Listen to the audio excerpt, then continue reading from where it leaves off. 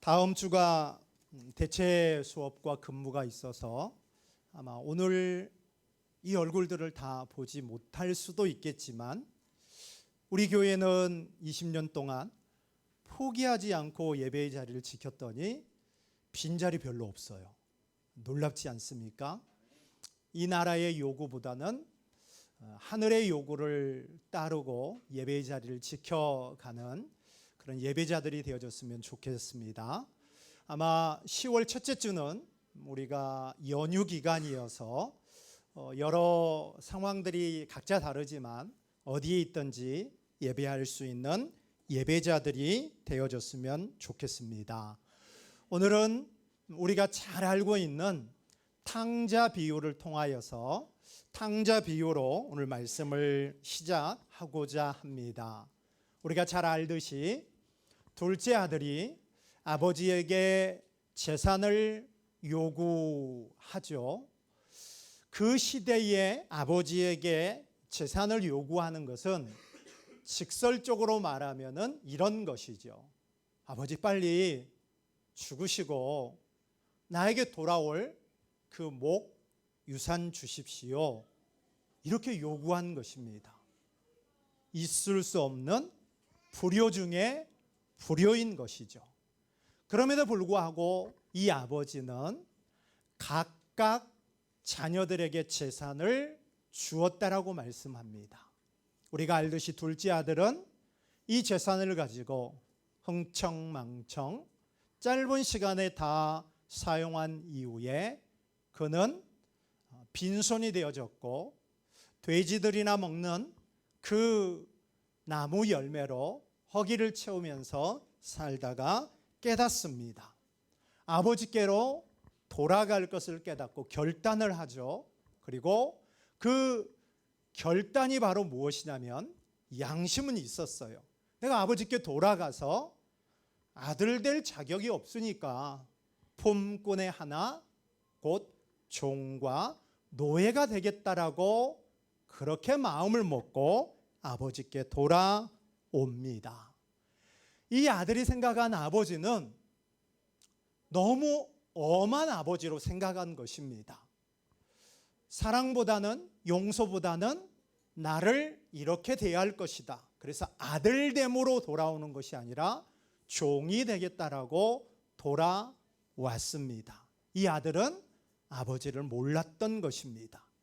또 한 명의 아들, 큰 아들을 볼까요? 그 아들은 아버지의 것이 모두 다 자기 것이었음에도 불구하고 그걸 누리지 못했습니다. 은혜로 다 주어지는 부분들을 노력을 통하여서 자기 것 삼으려고 했다라는 것입니다. 두 아들 모두 아버지를 몰라도 너무나 몰랐던 것입니다. 오늘 우리는 이 이사야 48장을 만나지만 이 두 아들의 시각으로 우리가 하나님을 대했을 때 우리의 신앙생활은 어떤 부분인지를 우리가 살펴보면서 계속해서 이 두 아들을 여러분들에게 소개하고자 합니다. 자, 이 두 아들은 아버지에 대해서 몰라도 너무 몰랐습니다. 오늘 본문도 하나님 그분을 모를 때 나타나는 현상들을 우리에게 소개해 주고 있는데요. 자, 이 48장을 같이 한번 우리가 읽었는데 오늘 첫 번째 우리가 생각해 보고자 하는 것은 하나님을 모를 때 나타나는 현상입니다. 하나님을 모를 때 나타나는 현상을 만나기 전에 하나님이 어떤 분이신지를 먼저 알아야겠죠. 자, 그러면 오늘 본문 17절을 한번 보십시다. 하나님이 어떤 분이신지를 말씀하고 있습니다. 우리 한 목소리로 합니다. 너희의 구속자시요 이스라엘의 거룩하신 이이신 여호와께서 이르시되 나는 내게 유익하도록 가르치고 너를 마땅히 행할 길로 인도하는 내 하나님 여호와라. 아멘. 구속자 하나님이십니다. 구속이다라는 단어는 들어보셨을 것입니다. 히브리어로 고엘이라고 합니다. 그래서 빚을 졌을 때 그 빚을 내가 갚지 못하면 가족이나 친척 중에서 대신 갚아주는 것을 구속이라고 합니다. 그러면 지금 유다 백성들은 바벨론의 포로로 잡혀와 있는데 누군가가 이 자신들의 이 상황에서 끄집어 내줘야 되지 않겠습니까? 그 사람이 바로 우리가 지난주에 살펴보았던 고레스 왕이 이 바벨론의 포로로 잡혀와 있는 자신들을 돌아가도 좋다라고 해방을 선포해 주는데, 이것이 바로 하나님께서 행하신 기쁘신 뜻으로서 하나님의 구속이죠. 그래서 하나님은 구속의 하나님이십니다. 그리고 이어지는 말씀을 볼까요? 뭐라고 말씀하고 있습니까? 이스라엘의 거룩하신 이라고 말씀합니다. 놀라운 것은 이사야서 후반 부분을 볼 때 거룩하신 이는 항상 어떤 문맥에서 사용이 되어지냐면 구원하는 문맥에서 이 거룩하신 이가 사용이 되어졌습니다. 그러면 거룩하신 하나님이 구원하시는 분이시다라는 것을 알 수 있죠. 그리고 이어지는 말씀을 계속해서 볼까요? 우리의 시선은 성경과 저를 보시면 될 것 같습니다. 이어지는 말씀을 보면은 내 하나님 여호와이다 이렇게 말씀합니다. 내 하나님 여호와는 언약 관계를 나타낼 때 나는 너희 하나님, 너희는 내 백성이라고 할 때 지금 언약 관계를 말하면서 하나님은 언약의 하나님으로서 자기 백성들을 유익하도록 가르치시고 마땅한 길로 인도하고 계시는 목자이시다라는 것을 알 수 있습니다. 하나님을 모를 때 나타나는 현상을 보기 전에 우리는 지금 하나님이 어떤 분이신지를 말씀으로 살펴보고 있는데, 구속의 하나님, 거룩하시는 하나님, 언약의 하나님이 유익한 길로 이끄시는 목자이시다라는 것을 우리는 이 말씀을 통해서 알 수 있습니다. 포로된 백성들의 목자가 되셔서 구원을 베푸실 때 이 포로들을 외면하지 않고 그들과 함께 하시고 포로들의 전부가 되시고 여전히 관계를 맺고 계시는 목자가 되시는 하나님이십니다. 지난주 말씀을 보면은 그 하나님은 처음과 마지막이 되시는 하나님이라고 말씀하셨는데, 오늘 본문은 이 하나님께서 하나님의 백성들을 유익하도록 하기 위하여서 가르치실 뿐만이 아니라 마땅한 길로 인도하시는 목자셨지만 이스라엘 백성들은 그 인도함을 거절하고 맙니다. 시편 23편의 다윗의 고백처럼 목자이신 하나님을 나의 목자로 삼을 때 부족함이 없다라고 다윗은 말하지만, 목자이신 하나님을 거절하니까 이 유다 백성들에게는 없는 것, 투성이만 있게 되어집니다. 이어지는 18절 19절은 하나님을 모를 때 나타나는 현상, 없는 것들로 가득합니다. 우리 말씀을 잘 연결해 보십시다. 하나님은 유익하도록 가르치시고 목자가 되시고 구속하신 하나님, 거룩하신 하나님, 언약을 맺으시는 하나님, 이런 하나님인데 이 하나님을 몰라 하면은 바로 지금부터 이 말씀, 없는 것들로 가득해집니다. 18절과 19절을 한번 보십시다. 시작. 내가 나의 명령에 주의하였더라면 내 평강이 강과 같았겠고 내 공의가 바다 물결 같았을 것이며 내 자손이 모래 같았겠고 내 몸의 소생이 모래알 같아서 그의 이름이 내 앞에서 끊어지지 아니하였겠고 없어지지 아니하였으리라 하셨느니라. 아멘. 이 말씀 그대로 보실까요? 하나님의 명령에 주의하는, 순종에 따르면 곧 하나님 그분을 알았다라면 평강이 강과 같았을 것이다 말씀합니다. 우리 조금 뒤에 같이 찬양할 텐데 우리 찬양 가운데 가스펠 가운데 내게 강 같은 평화 이런 찬양이 있지 않습니까? 하나님을 알게 되어질 때 세상에 없는 그 평강, 평안 이런 부분이 있었을 텐데 하나님을 모르는 결과는 강과 같은 그 평화가 사라져 버렸다라고 말씀하고 있습니다. 뿐만 아니라 이어지는 말씀 볼까요? 내 공의가 바다 물결 같았을 것이다 이렇게 말씀합니다.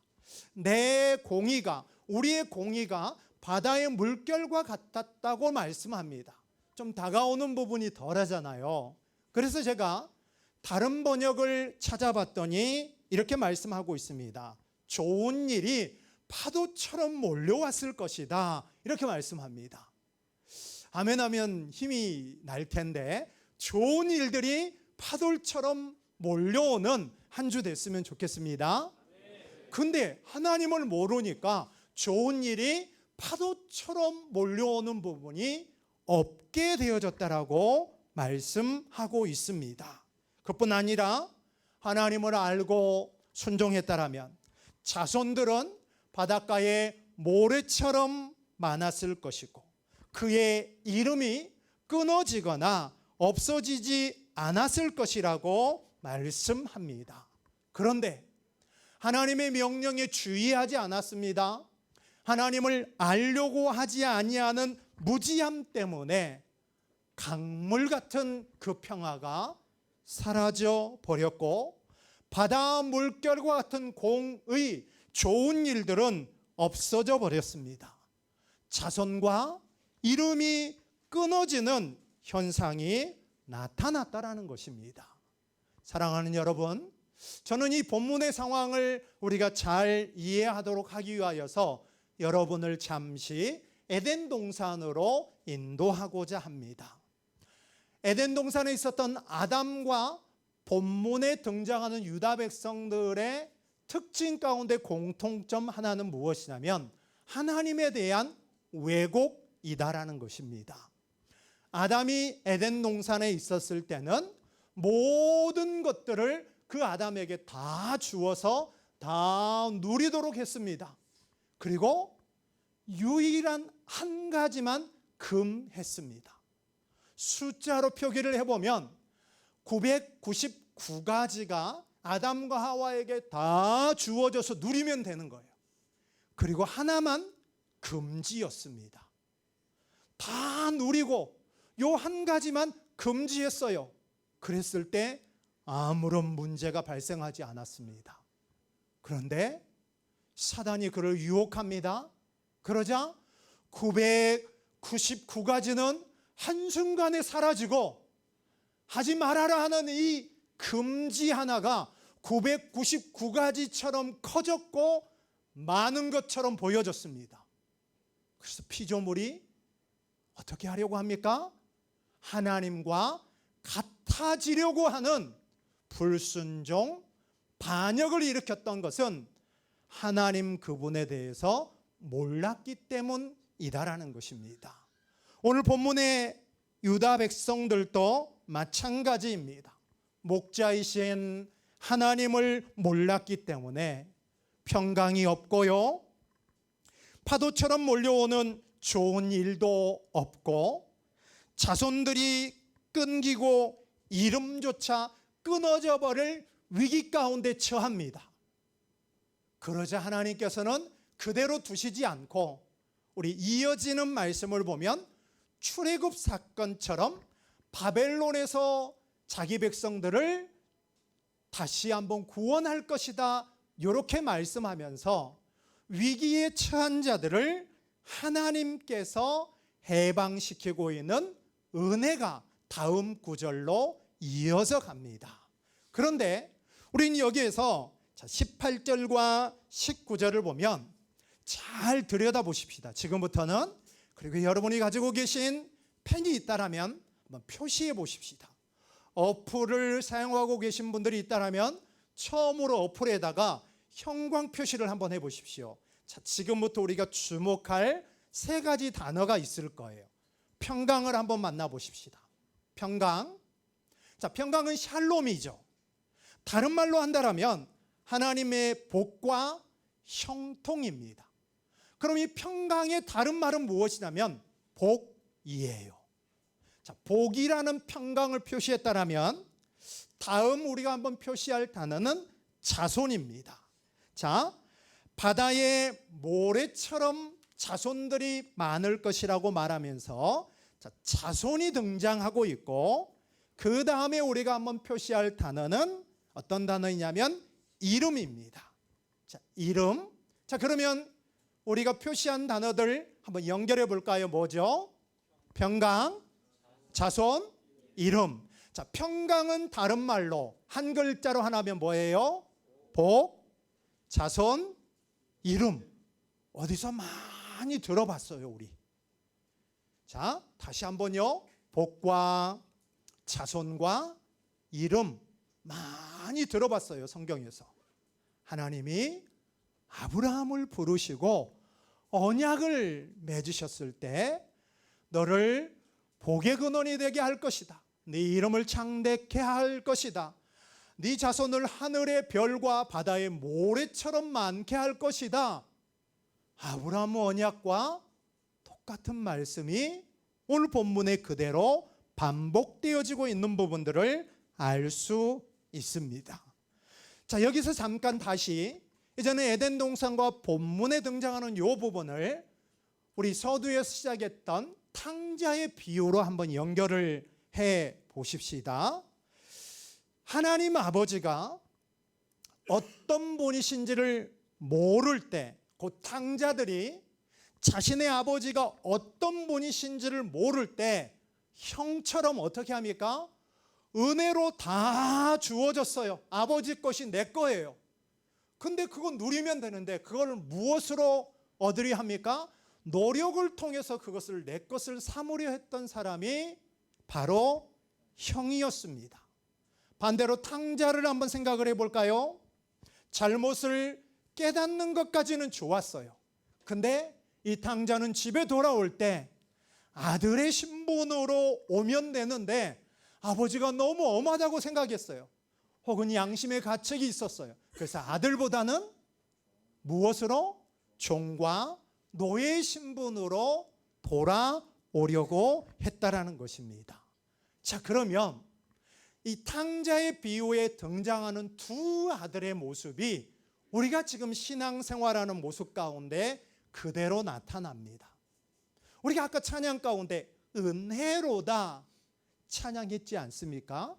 하나님이 우리에게 베푸신 것들이 다 우리 것인데 우리는 그걸 누리면 되는데 내가 노력해서 얻으려고만 하는 큰아들의 모습이 우리 가운데 있을 수 있고, 우리가 죄에 미끄러져서 죄송합니다 하고 죄책감에 빠져서 잠수 탈 필요 없이 죄송하지만 하나님께 가야지 하고 돌아오면 되는데 돌아오지 못하거나 노예처럼 돌아오려고 하는 그런 모습이 우리 안에 동일하게 있다라는 것입니다.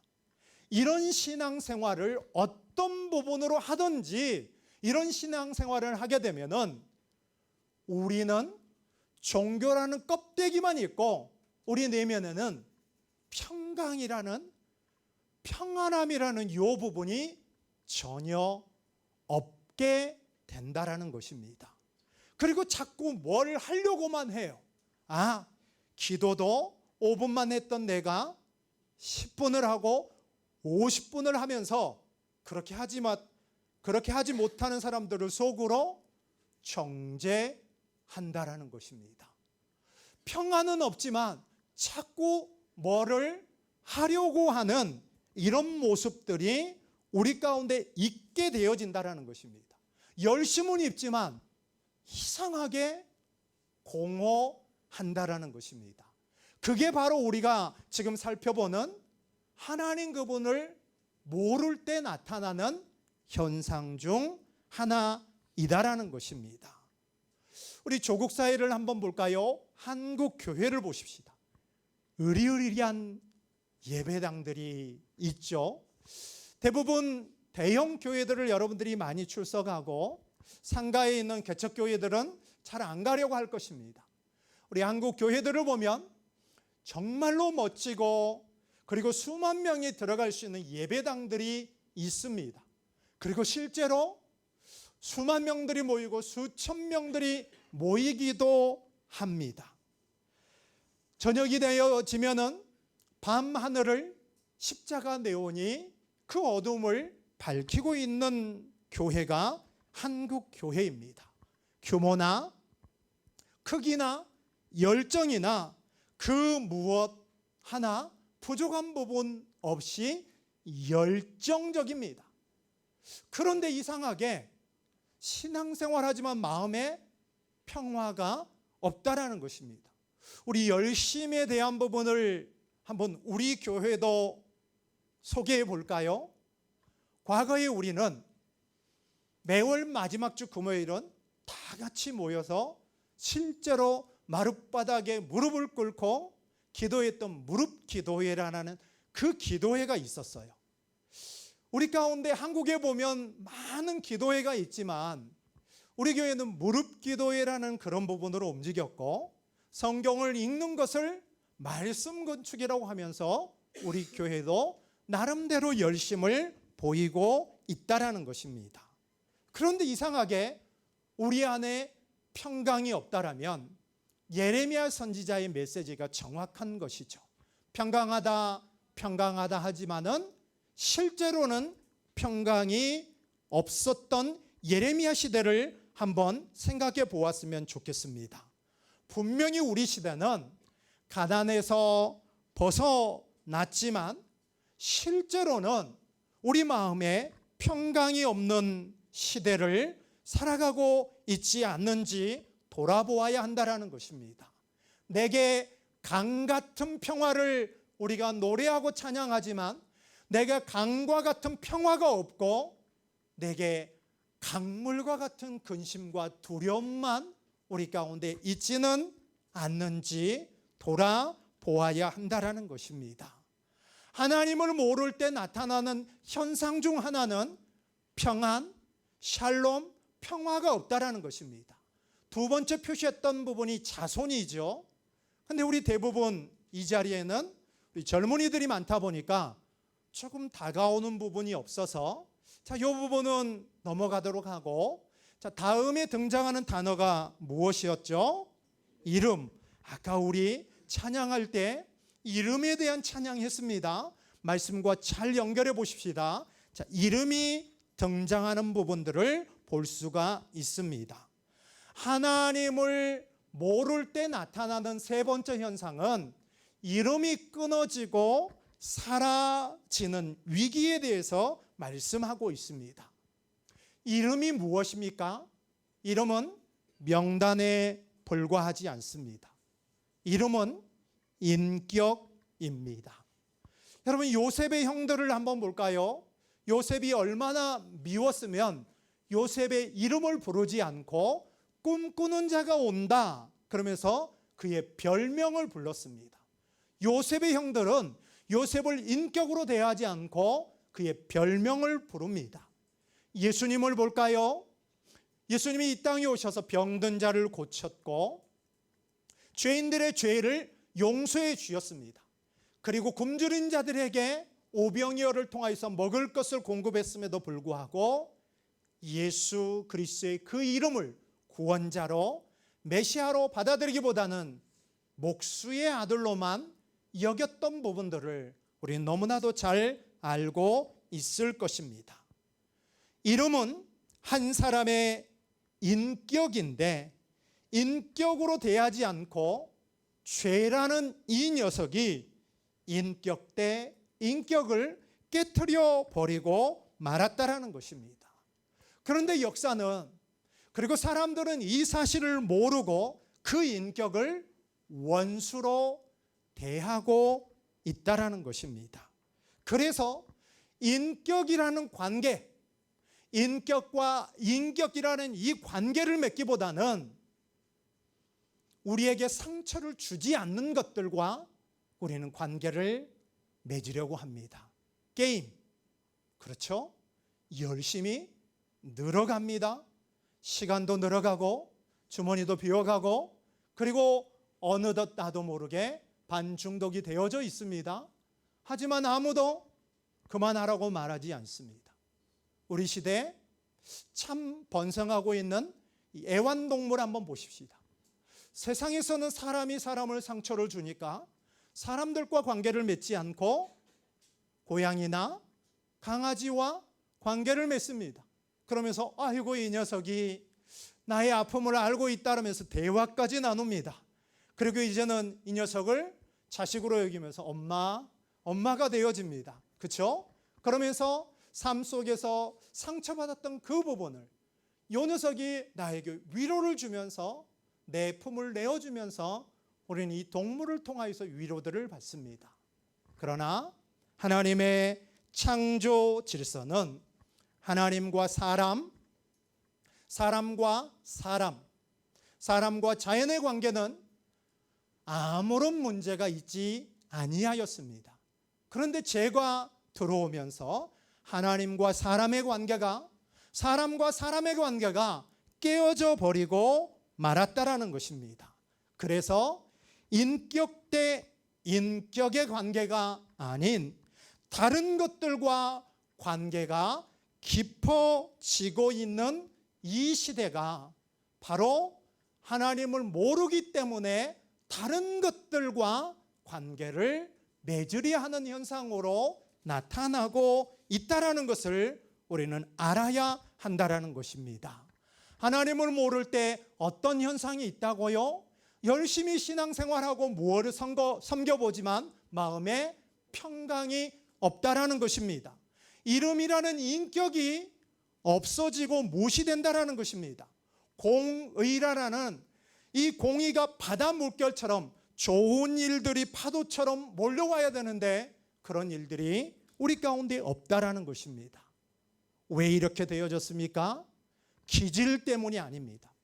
환경 때문에 그런 것이 아닙니다. 인성의 문제가 아닙니다. 하나님을 모르기 때문에 이런 결과들이 있게 되어졌다라는 것입니다. 탕자의 비유에 두 아들을 보면은 이 두 아들은 아버지를 왜곡됨으로 알았습니다. 그래서 한 명은 잘못을 했기 때문에 아들이 되어지기보다는 종이라는 이 벌을 선택을 합니다. 그리고 한 명은 어떻습니까?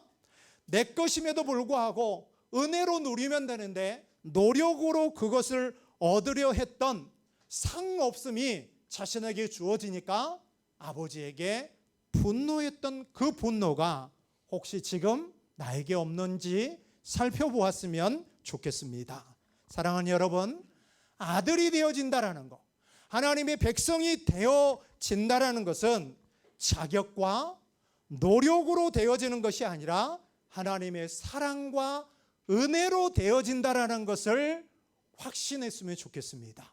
이 의미가 깨달아지고 믿어줬으면 좋겠습니다. 신앙생활은요, 무엇을 하고 하지 않고보다 더 중요한 것이 무엇이냐면 하나님 그분을 아는 거예요. 사랑이시고 은혜이신 그 하나님을 아는 것이다라는 것입니다. 이 하나님을 모를 때 우리는 어떤 일을 하는 것입니까? 평강 없지만 그냥 열심히 해요. 그리고 이름을 내고 싶어서 열심히 할 수밖에 없다라는 것입니다. 나는 지금 어떤 모습을 택하고 있는지 점검을 하면서, 그러면 두 번째로 무엇이 아버지의 사랑이고 은혜인지 살펴보겠습니다.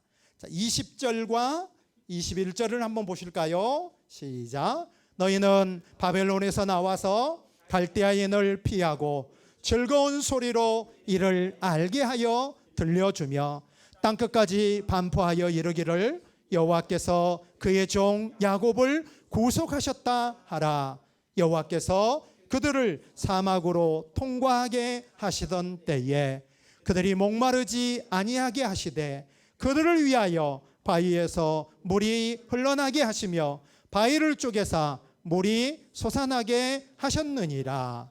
아멘.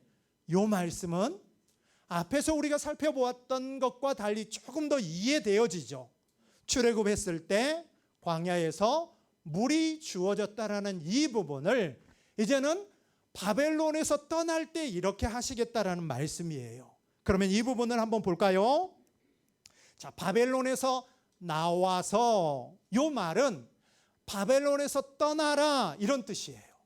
자, 바벨론에서 떠나고 그리고 이어지는 말씀을 볼까요? 갈대아인을 피하라.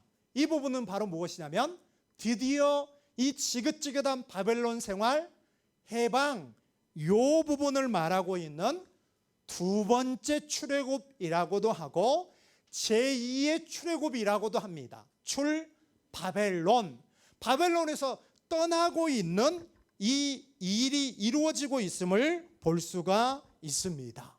우리가 지금 살펴보고 있는 바벨론에서 떠날 때 탕자의 비유처럼 큰아들처럼 노력하지 않았어요.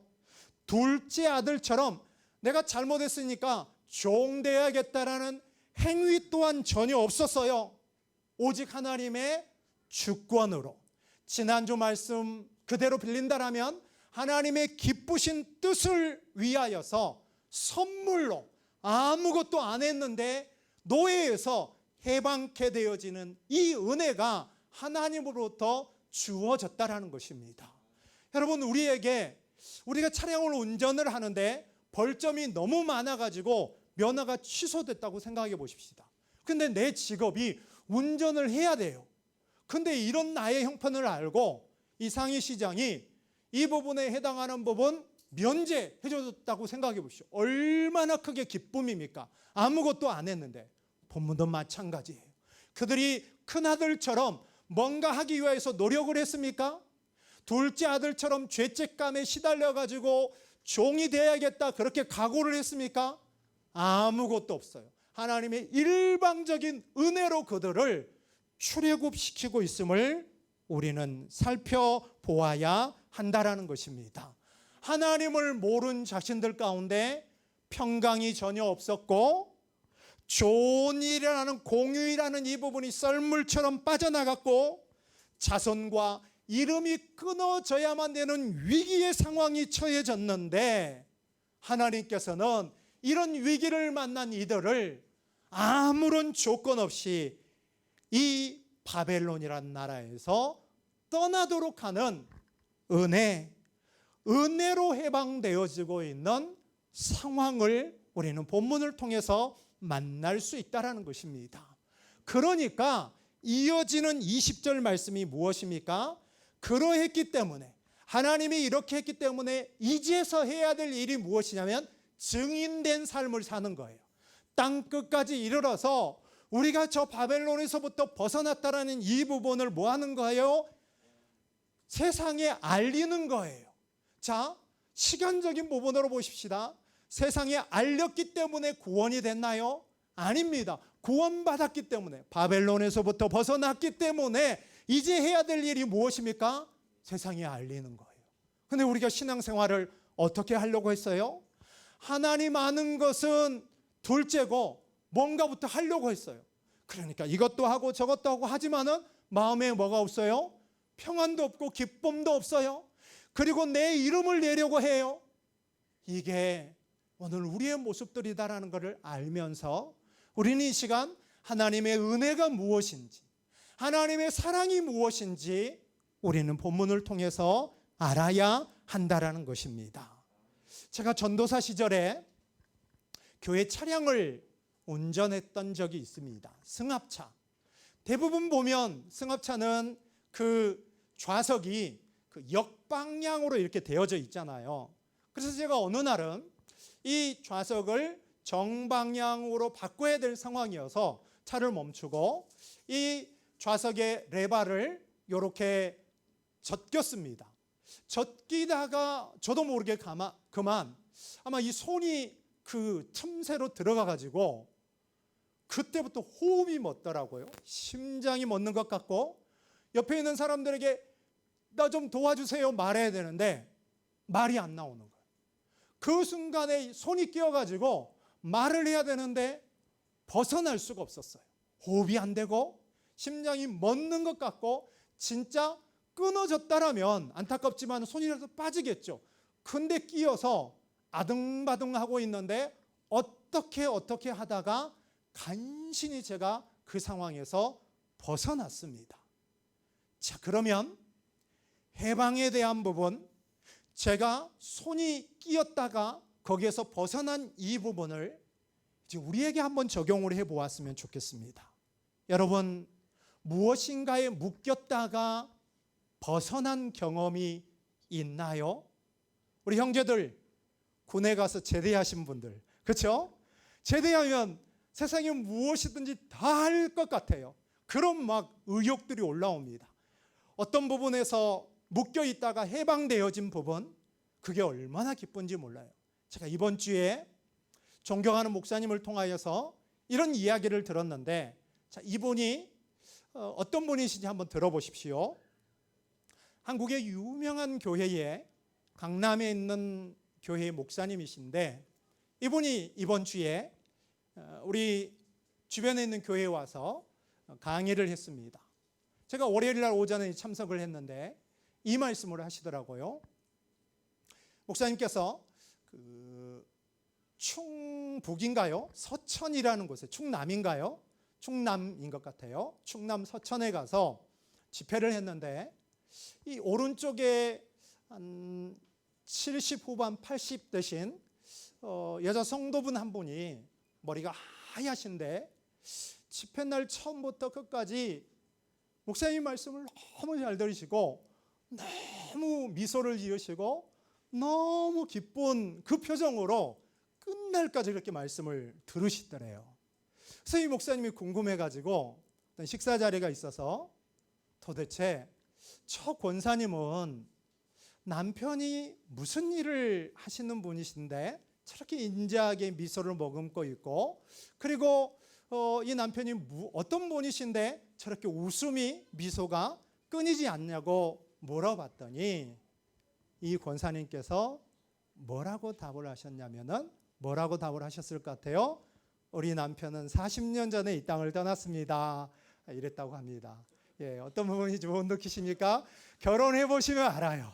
예, 40년 전에 한 30년 살고, 그리고 40년 전에 떠나보냈더니 지금 이렇게 미소를 짓는다, 이런 말씀을 하는 것을 들을 수 있었는데, 어떤 부분에 우리가 묶여 있다고 한번 생각을 해보십시다.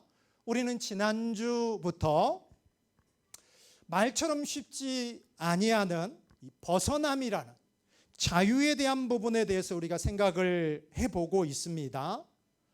우리는 하나님 그분과 관계를 맺지 아니하면 다른 것과 관계를 맺을 수밖에 없다라는 것을 지난주에도 살펴보았는데, 그 관계는 잘못된 관계라는 것을 우리는 분명히 알아야 하고, 그 관계는 달콤한 유혹에 빠져 있다라는 것을 우리는 인지해야 한다라는 것입니다.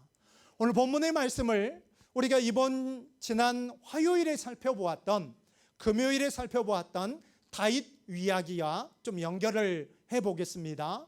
다윗이 밧세바를 범하고 난 이후에 그에게 주어지는 징계가 너무 가혹했습니다. 자기가 죄를 지었는데 밧세바와의 사이에서 태어난 아기가 7일 만에 죽게 되지 않았습니까? 세상에서 가장 큰 고통이 뭐라고요? 자식이 죽어가는데 아무것 해줄 수 없는 무기력함이 죽음입니다. 다윗은 자기가 죄를 지었지만 이 아기가 죽어가는 거 지켜만 봐야 되는 하나님의 징계가 그에게 임합니다. 그런데 다윗은 이것으로 끝나지 않고 그의 통치 말기에 또 한 번 그 죽음을 지켜봐야만 하는 사건이 있게 됩니다. 바로 인구조사이죠. 자기 힘이 어느 정도인지 알아보기 위해서 인구조사를 명령하자 하나님의 일을 기쁘게 여기지 아니하고 3가지 벌로 선택권을 주지만 다윗은 3일 동안 전염병에 해당하는 이 부분을 선택합니다. 그러자 그 전염병으로 백성들 7만 명이 죽어갑니다. 누구의 잘못으로 죄 없는 7만이 죽어야 되죠? 다윗. 목회를 하다 보면 간혹 이런 얘기를 듣습니다. 어떤 교회에 이사하다가 인부가 추락사에서 사망했다는 얘기를 들었어요. 만약에 저는 그런 일이 일어나면 저는 목회를 못할 것 같아요. 저의 어떤 실수나 잘못으로 공동체의 일원이 사망했다라면 저는 사역을 못할 것 같아요. 그런데 다윗 보십시오. 그의 통치 중기에도 그리고 말기에도 죽어가는 자들을 보아야만 됐어요. 그러면 생각해 보십시다. 하나님은 왜 다윗에게만 이렇게 가혹하게 하는 것일까요? 사울에게는 하나님께서 징계 내리지 않았습니다. 왜 그럴까요? 차이점은 하나님이 함께하느냐 함께하지 않느냐예요. 하나님은 사울과 함께하지 않았죠. 그러니까 징계가 임하지 않아요. 다윗은 하나님과 함께했어요. 그런데 하나님의 거룩이 함께하심이 오염되고 훼손되어졌어요. 그래서 하나님의 성품이 다윗 안에 오염되자 이 부분을 하나님께서 정결하게 하기 위해서 징계라는 이 부분으로 다윗을 징계했던 것입니다. 자, 그러면 생각해 보십시다. 다윗도 왕이지만 그에게는 시련이 끊임없이 있었습니다. 어떤 사람이 이런 말을 저에게 참 많이 해요. 죽어야 끝난다라고. 그러면 다윗도 이 상황이 죽어야만 끝나는 것일까요? 아닙니다. 죽을 것 같은 고난을 만났지만, 한숨이 있고 극심한 고통이 있지만, 그런 상황일 때 하나님을 찾고 의지하게 될 때 하나님 그분이 피난처가 되신다라는 것입니다. 자, 그 말씀을 한번 볼까요? 시편 40편 2절입니다. 자, 다윗이 어떻게 이 묶여난 부분에서 벗어나는지를 한번 볼까요? 시작.